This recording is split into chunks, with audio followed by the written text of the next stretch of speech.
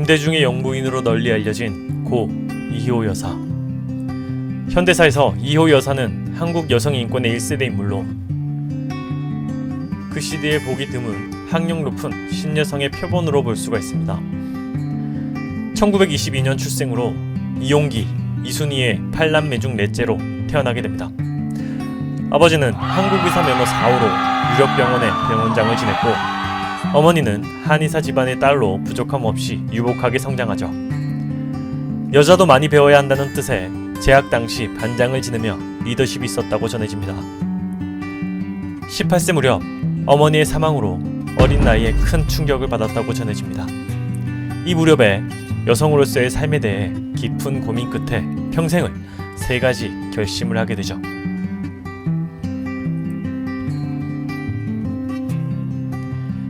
이화여고, 이화여자전문학교를 졸업하고 서울대 사범대에 입학하지만 교육학으로 바꾸며 학사를 취득하게 되죠.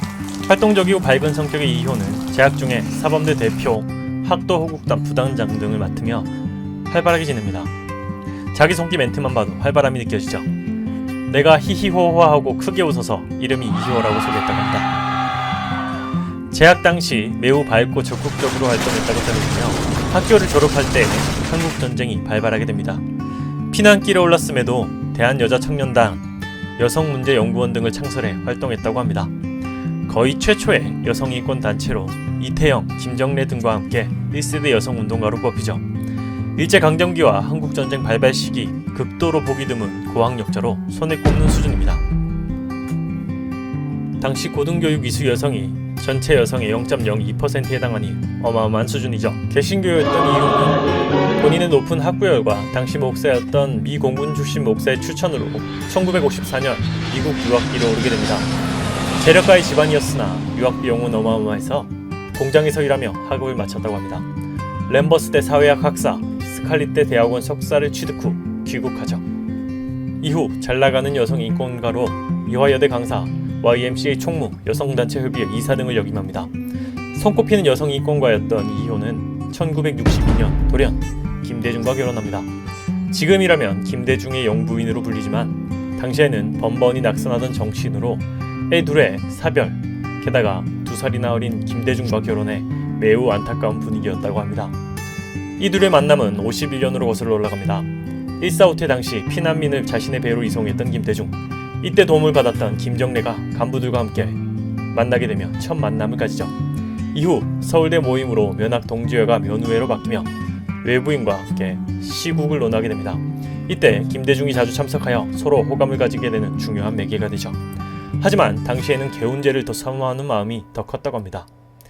다만 그때 개운제의 폐렴과 건강이 매우 나빠 이희호는 유학을 떠나며 멀어지게 됐다고 전해집니다. 모두가 의아해하는 결혼 질문에 이희호의 답변은 잘생겼잖아요. 유쾌한 대답 뒤의 본심은 본인이 도와야겠다는 생각이 들어서 결혼했다고 합니다.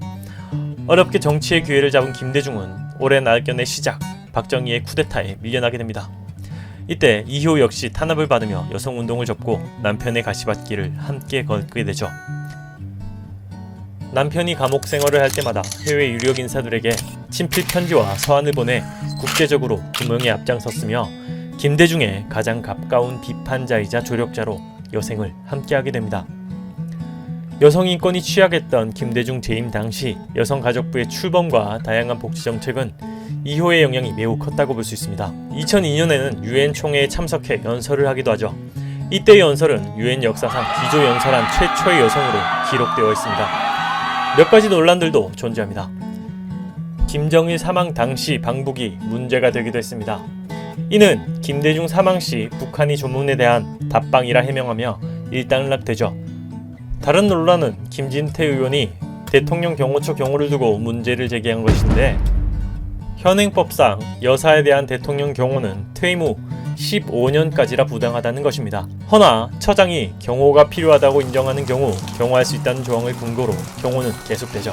하지만 김영삼 대통령의 명부인인 송면숙 여사는 경호 종료 후 경찰로 위관되어 있어 차별 논란이 있기도 했습니다. 별세전 유언으로 끝맺이를 합니다. 마지막까지 국민을